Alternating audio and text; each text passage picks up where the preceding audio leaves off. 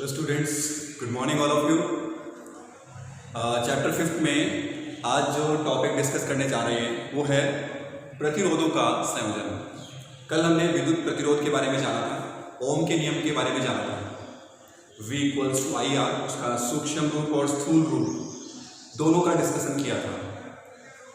और संधारित्र वाले चैप्टर में हमने संधारित्रों का संयोजन किया था। अगर दो या दो से अधिक संधारित्र परिपथ में संयोजित होते हैं तो उनको किस प्रकार से हम संयोजित कर सकते हैं। बिल्कुल उसी प्रकार से हम यहाँ एक टॉपिक डिस्कस करने जा रहे हैं। बहुत ही सिंपल सा टॉपिक है, प्रतिरोधों का संयोजन। परिपथ में प्रतिरोधों का संयोजन किस प्रकार से किया जा सकता है, श्रेणी क्रम में और समांतर क्रम में, या दोनों का मिक्स रूप। तो हम यहाँ पर पहले पढ़ रहे हैं श्रेणी क्रम संयोजन। श्रेणी क्रम संयोजन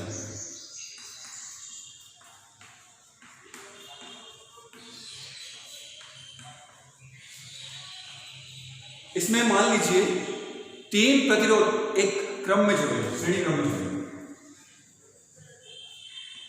ये R1, ये R2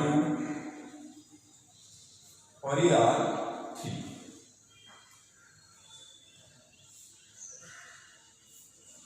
V वोल्ट की बैटरी से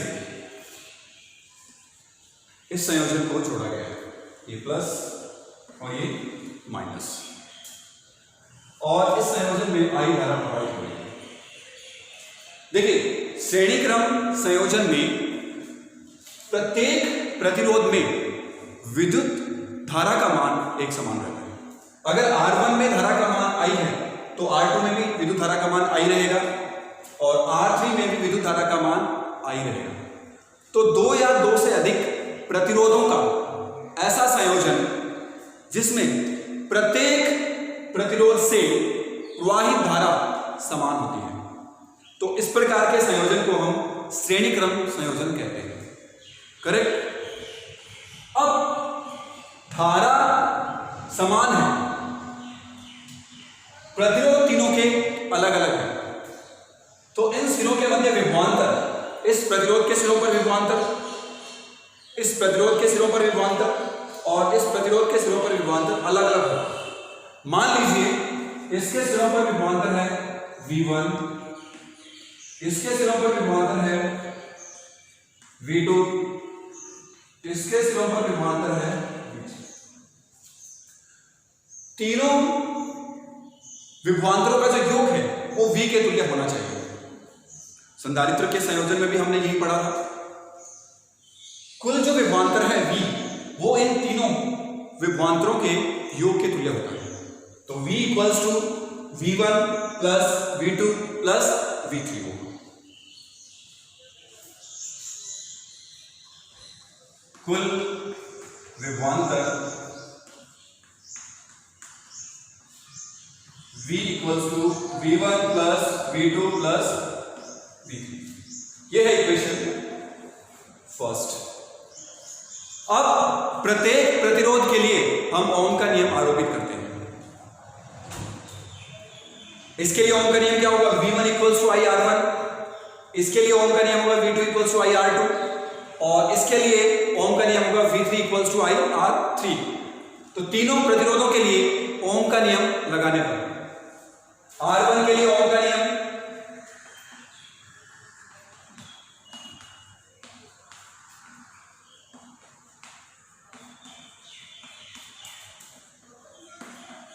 V1 इक्वल्स टू IR1, क्योंकि इस परिपथ में धारा नियत है तो इस प्रतिरोध में भी धारा नियत रहेगी। इस संयोजन में प्रत्येक प्रतिरोध से धारा I रहेगी, तो यहां हम I का यूज करेंगे। V1 equals to IR2। R2 के लिए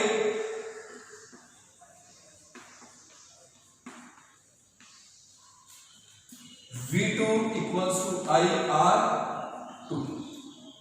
R3 के लिए ओम का नियम V3 equals to IR3। V1, V2 और V3 इन तीनों वैल्यूज को हम समीकरण 1 में रख सकते हैं। तो V1, V2 व V3 के मानों को समीकरण 1 में रखने पर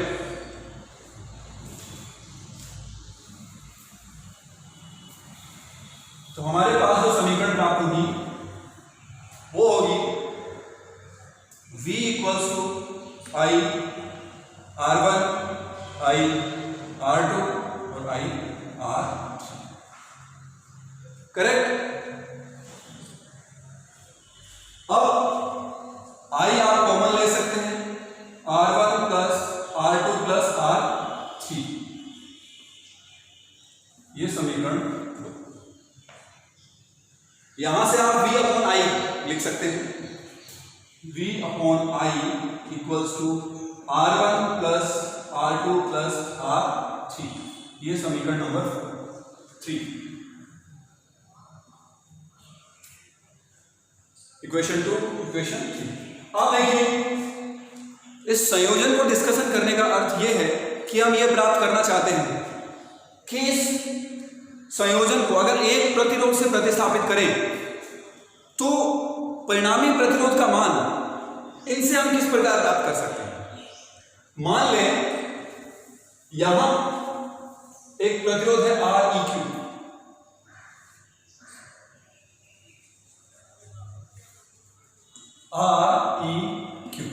इक्विवेलेंट तुल्य प्रतिरोध है तीनों का। श्रेणी क्रम संयोजन का तुल्य प्रतिरोध Req है। अब इसमें धारा I प्रवाहित होगी, तो Req का मान किसके तुल्य होगा? V equals to I Req। इस पर आप ओम का नियम आरोपित करें तो तीनों प्रतिरोधों को एक प्रतिरोध से प्रतिस्थापित करें और ओम का नियम आरोपित करते हैं तो V equals to I Req। तो V अपॉन I क्या होगा?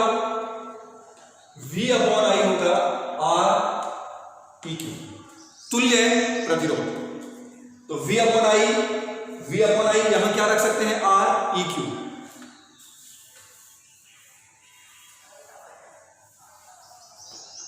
तो तुल्य प्रतिरोध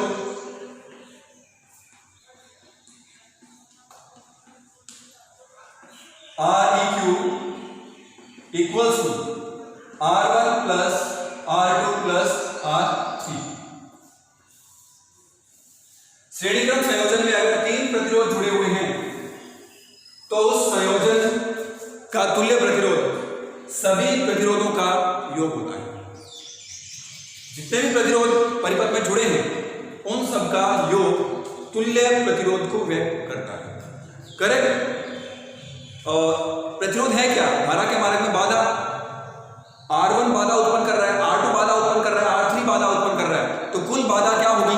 तीनों का योग होगी। इसको आप इस तरह से समझ सकते हैं। अगर यहां पर n प्रतिरोध जुड़े हो, R1 R2 R3 R4 R5 और संख्या n है कुल, स्मॉल n, तो कुल प्रतिरोध क्या होगा? R4 dot dot dot Rn। यदि संयोजन में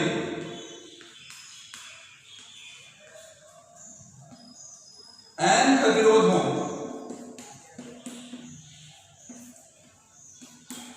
तो Req तुल्य प्रतिरोध Req equals to R1 plus R2 dot dot plus Rn।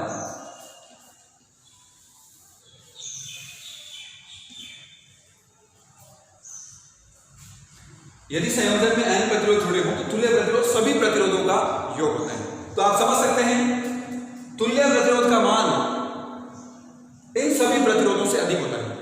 R1 से अधिक होगा, R2 से अधिक होगा, R3 से अधिक होगा।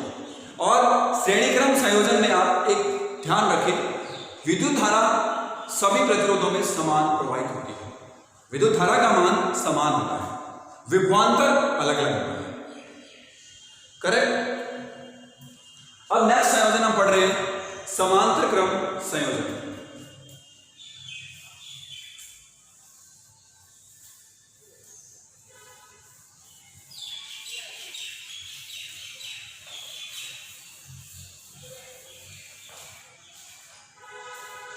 समांतर क्रम संयोजन में क्या होगा?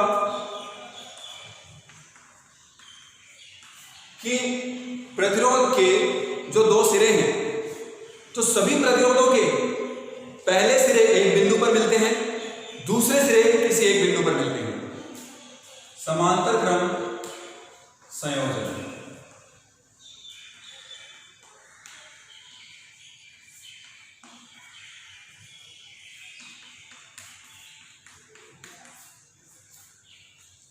समांतर क्रम संयोजन में मान लीजिए 3 प्रतिरोध ही हम ले रहे हैं, R1, R2 और R3। तो उन तीनों का समांतर क्रम संयोजन किस प्रकार से होगा, देखिए।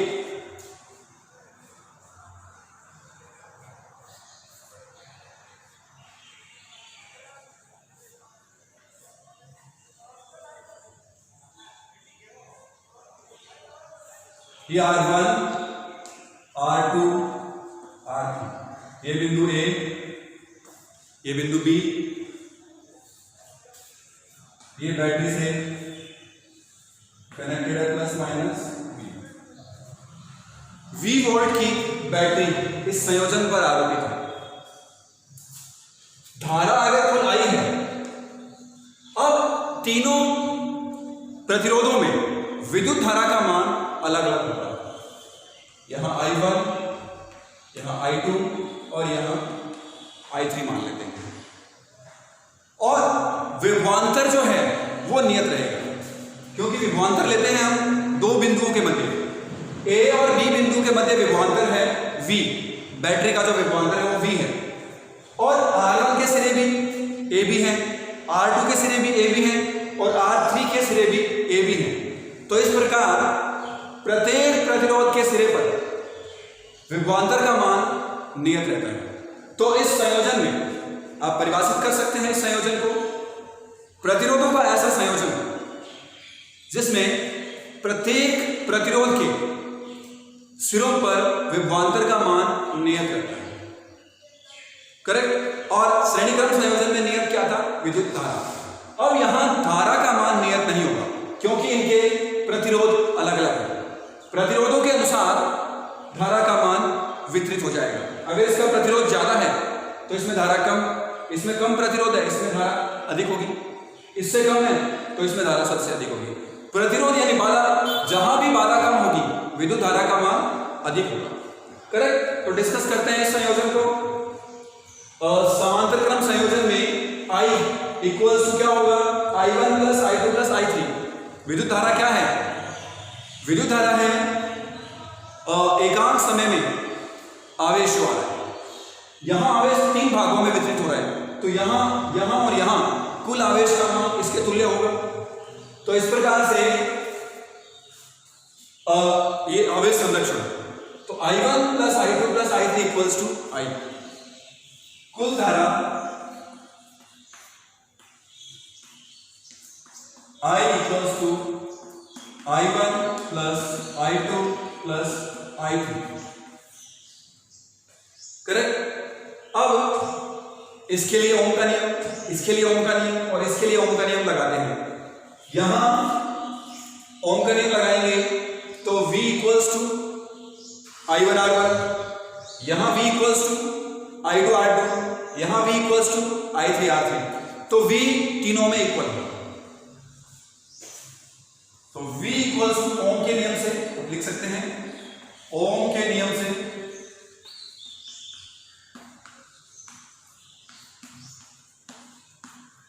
V equals to I1 R1, I2 R2, I3 R3।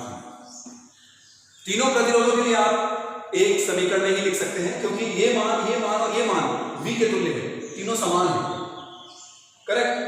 अब इस समीकरण में अगर आप देखें, मान लीजिए सबसे पहले हमने V equals to I1 R1, यहां हमें रखना है I1, तो इस समीकरण से हम I1 की वैल्यू निकालेंगे। I1 equals to V upon R1। इसी प्रकार इसको और इसको बराबर रखते हैं तो I2 का मान क्या प्राप्त होता है, V अपॉन R2। तीसरा जो है I3 वो है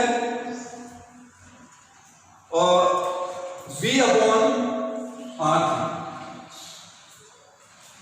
I1 की वैल्यू V अपॉन R1 के तुल्य है, I2 की वैल्यू V अपॉन R2 और I3 की value V upon R3 correct. यहां भी अगर समझे V equals to I1 R1, V equals to I2 R2, V equals to I3 R3। प्रत्येक की धारा का मान यहां से प्राप्त किया जा सकता है। तो आप देख सकते हैं V नियत है, जिसमें R का मान कम है उसमें धारा अधिक होगी। अगर मान लीजिए R1 सबसे कम है तो I1 का मान सबसे अधिक होगा। तो यहां से आप समझ सकते हैं जिस भी प्रतिरोध का मान कम होगा उस प्रतिरोध में धारा का मान अधिक होगा। करेक्ट। तो I1, I2 I3 के मान समीकरण 1 में रखने पर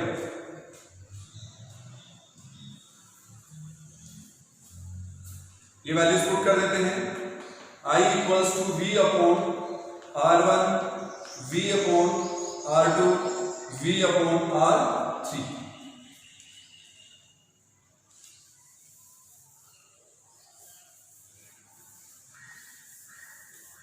और V कॉमन ले सकते हैं। I equals to V 1 upon R1 plus 1 upon R2 plus 1 upon R। यहां पर आप लिख लीजिए I अपॉन V, ये हो गया I upon V equals to 1 upon R1 plus 1 upon R2 plus 1 upon R3। Correct. I upon V, देखिए अगर इस संयोजन का तुल्य प्रतिरोध Req है, समांतर क्रम संयोजन का जो तुल्य प्रतिरोध है वो Req है मान लें, तो देखिए इस स्थिति में क्या होगा, धारा I है,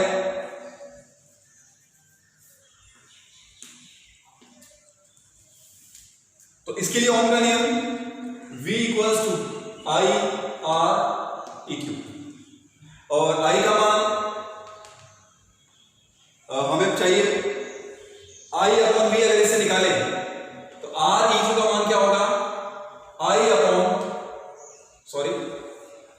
का जो मान होगा वो होगा V अपॉन I, और I अपॉन V का मान क्या होगा, यहां से अगर हम देखें 1 upon Req। I upon V का मान 1 अपॉन Req, ये वैल्यू यहां पर पुट कर दें 1 अपॉन Req।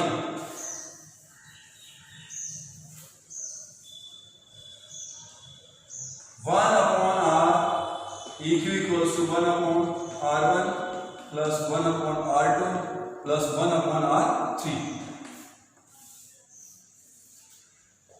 तो आप देखिए यहां पर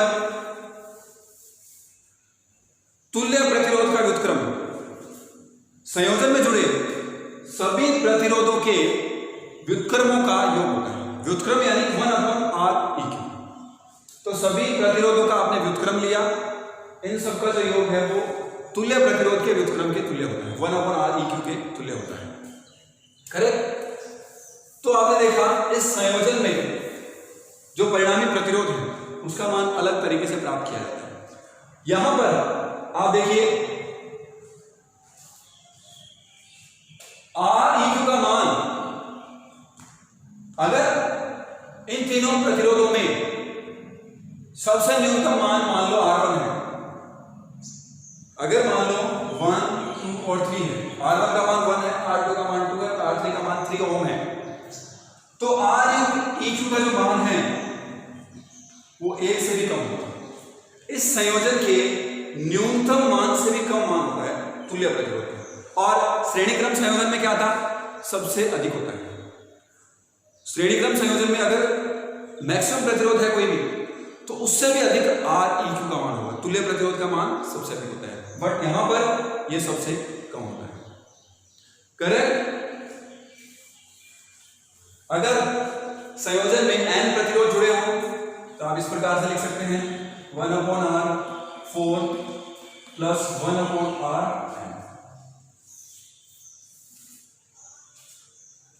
अगर श्रेणीक्रम संयोजन में n प्रतिरोध जुड़े हैं तो इस प्रकार से व्यक्त किया जा सकता है।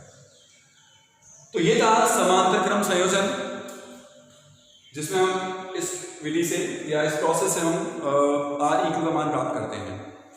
अगर हम थोड़ा सा एग्जांपल लें,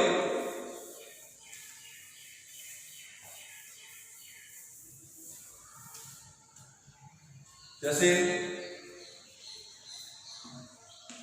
ये 2 ओम है,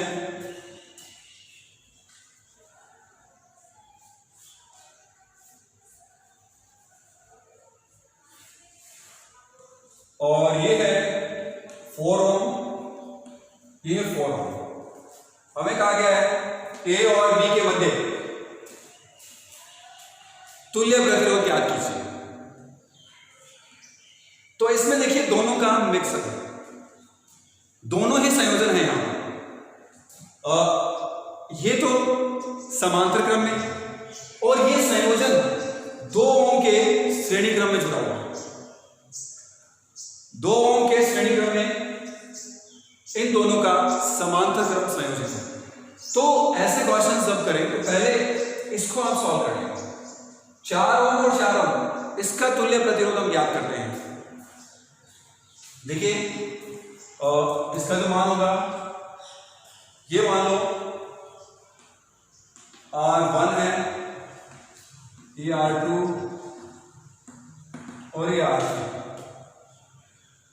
अब इसका तुल्य प्रतिरोध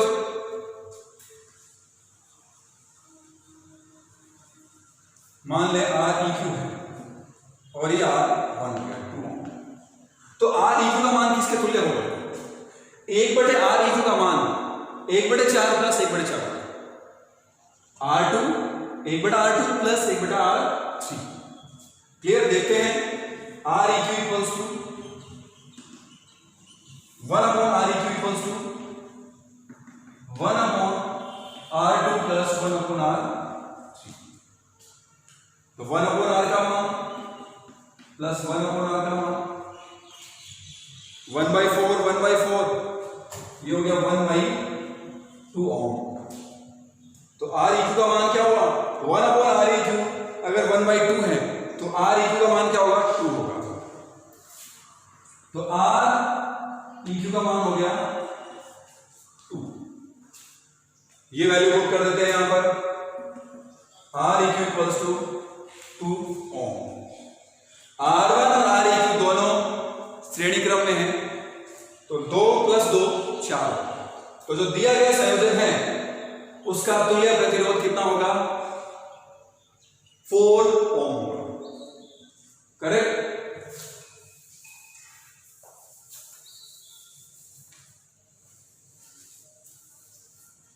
तो आंसर है इसका 4 ओम।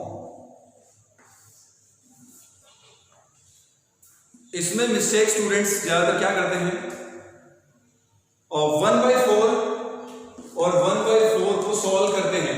जैसे मान लो 1/2 वैल्यू प्राप्त कर ली, जो मिस्टेक होती है मैं उसको आपको बता रहा हूं, अधिकतर स्टूडेंट इस तरह की मिस्टेक करते हैं। तो ये मान इन दोनों का तुल्य प्रतिरोध ले लेते हैं 1/2 और फिर 2 के साथ जोड़ के इसको 2.5 लिख देते हैं। बहुत बार ऐसी गलती होती है, इसलिए आप जब समांतर क्रम संयोजन करें तो कैलकुलेशन का विशेष ध्यान रखें। करेक्ट? तो ये था प्रतिरोधों का संयोजन। बहुत ही सिंपल सा टॉपिक है, एग्जाम में इससे संबंधित न्यूमेरिकल्स ही पूछे जाते हैं। जो संयोजन है बहुत कम पूछा जाता है क्योंकि ये ऑलरेडी आप 10th क्लास में पढ़कर आ चुके हैं। राइट? क्लियर है? इस वीडियो के लिए इतना ही। होपफुली आप समझ पाए होंगे। Thank you.